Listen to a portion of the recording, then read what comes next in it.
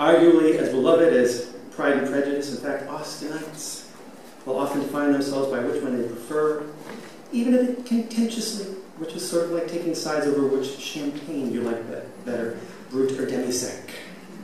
For my part, I don't care, just top off my glass.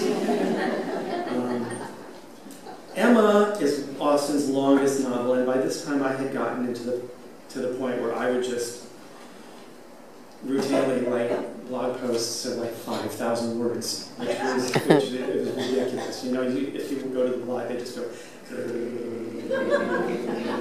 But I was having a lot of fun, and but I did have some observations about why I prefer Pride and Prejudice to Emma.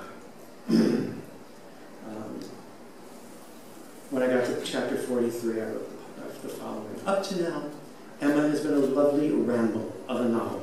Our heroine is a winner, a feline plodder, whose arrogance is beautifully undercut by her epic cluelessness.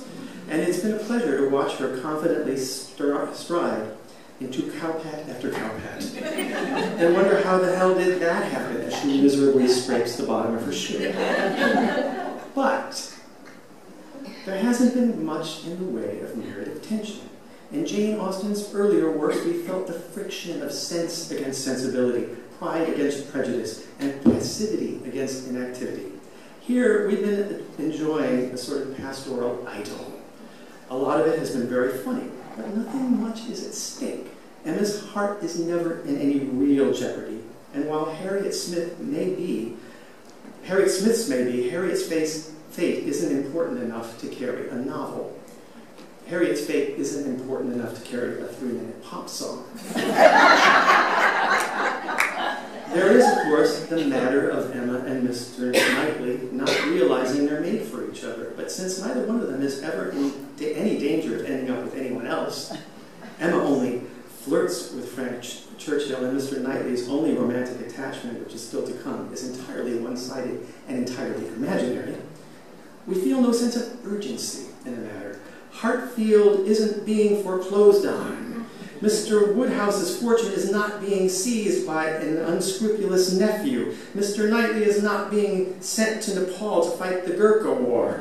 There's no race against the clock, as there has been previously, to salvage Edward Farrow's fortunes, or Lydia Bennet's honor, or save Tom Bertram's life. In short, there's been nothing to inspire in us an eagerness, a need to know what happens next. That state of anxiety so beautifully captured by the character in Oscar Wilde's The Importance of Being Earnest, who said, "The tension is unbearable. I hope it will last."